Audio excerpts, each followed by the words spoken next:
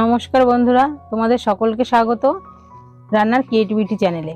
তো আজকে একটা সম্পূর্ণ নিরামিষ একটা রেসিপি নিয়ে চলে এসেছি। তো আজকে আমি এই রেসিপিটা করার জন্য কিছু সবজি নিয়েছি আর নিয়েছি কিছু উপকরণ। তো এগুলো দিয়ে আমি রেসিপিটা তৈরি করব। আজকের রেসিপি হচ্ছে নিরামিষ শুক্তো রেসিপি। তো তার জন্য আমি প্রথমেই সবজিগুলোকে কেটে নেব। তোমরা ভিডিওর সঙ্গে থাকো আর রেসিপিটা কি করে তৈরি করছি সেটা দেখতে থাকো।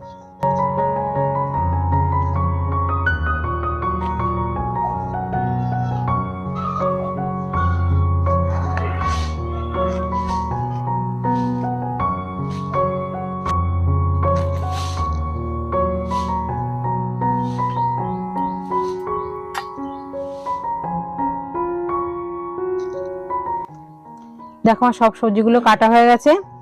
কাঁচকলাটা আমি আলাদা রেখেছি, কারণ কালো হয়ে যায়, তার জন্য একটু গরম জলে রেখে দিয়েছি। এবার আমি শুকনো খোলায় মশলাগুলো ভেজে নেব। দেখো প্রথমে আমি জিরেগুলোকে শুকনো খোলায় ভেজে নেব।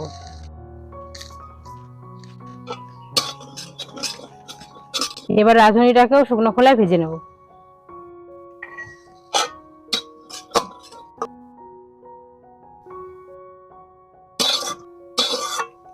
এবার আমি পোস্তটাকেও শুকনো খোলায় ভেজে নেব।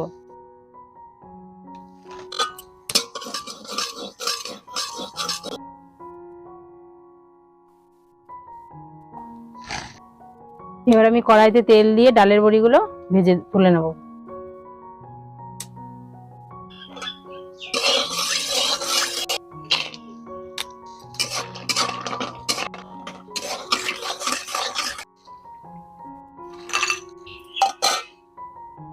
এখন আমি সব সবজিগুলোকে আলাদা আলাদা করে ভেজে নেব। তো প্রথমে আমি আলু দিয়ে দিচ্ছি।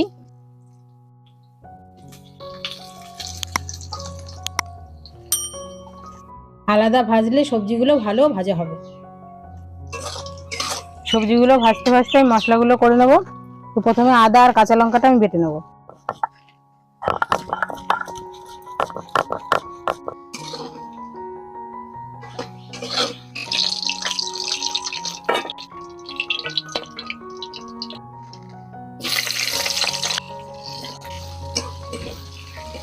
দেখো আদা আর কাঁচা লঙ্কাটা আমার বাটা হয়ে গেছে। এবার আমি ভেজে রাখা জিরে আর রাঁধুনি এটাকে বেটে নেব।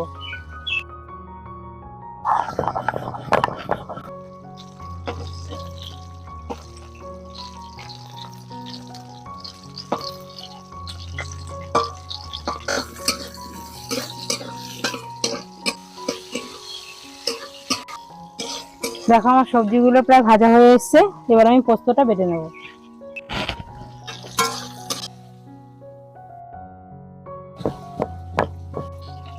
সেখানে যেহেতু আমি কাঁচকলা ভাজছি, তার জন্য একটু হলুদ দিয়ে দিলাম কালারটা সুন্দর থাকার জন্য।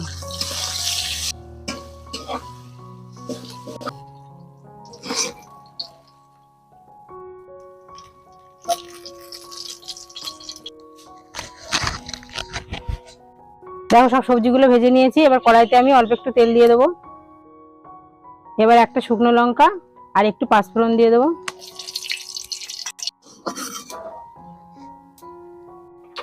এবার দিয়ে দেবো বেটে রাখা কাঁচা লঙ্কা আর আদা।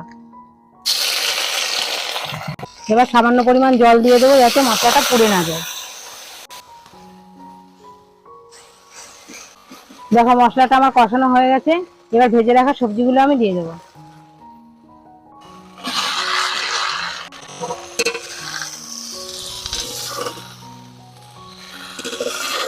এবার দিয়ে দেবো পরিমাণ মতো লবণ।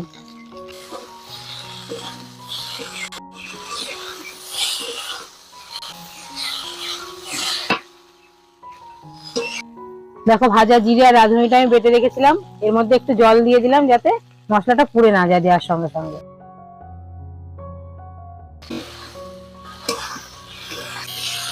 দেখো মশলাটা আমার ভালো করে কষানো হয়ে গেছে। এবার আমি সামান্য পরিমাণ জল দিয়ে দেবো।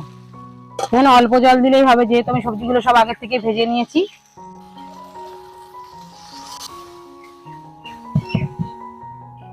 এবার ভেজে রাখা ডালের বড়িগুলো আমি দিয়ে দেবো।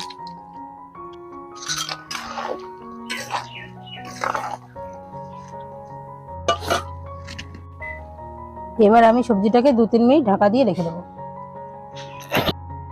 দেখো সবজিটা আমি ঢাকা দিয়ে দিয়েছি। এবার আমি আমল দুধটা গুলে নেবো একটু। তো একটু গরম জল নিয়েছি, সবজিটা হতে হতে আমি আমল দুধটা গুলে নেব।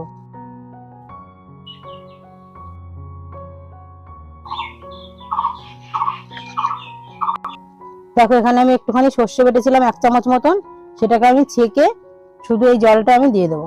আর এটা দেবো নামানোর সময়। দেখো 2-3 মিনিট হয়ে গেছে, তো আমি এবার ঢাকাটা খুলে দিলাম। তো দেখো আমার সবজিগুলো হয়ে এসেছে। দেখো সবজিগুলো কিন্তু পুরোপুরি সিদ্ধ হয়ে গেছে। দেখো আলুগুলো একদম গলে গেছে। এবার দেখো আমল দুধ গুলে রেখেছিলাম, এটা এখন আমি দিয়ে দেবো। এবার দিয়ে দেবো পোস্ত বাটা,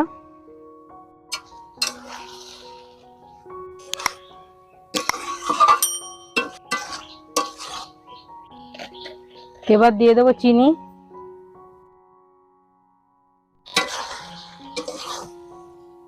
এবার একটু নেড়ে চেড়ে সর্ষে বাটাটা দিয়ে আমি নামিয়ে নেব। দেখো আমার শুক্তোটা হয়ে গেছে, তো এবার আমি সর্ষে বাটাটা দিয়ে নামিয়ে নেব।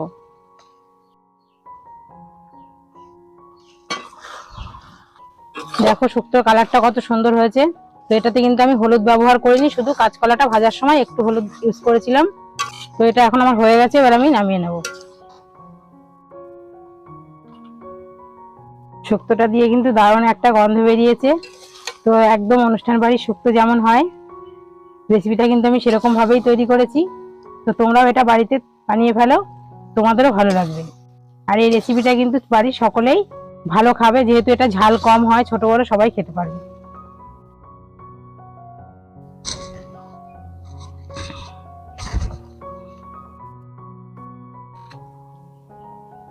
দেখো কিছু সবজি দিয়ে আর কিছু উপকরণ দিয়ে আমি এই রেসিপিটা তৈরি করে ফেলেছি।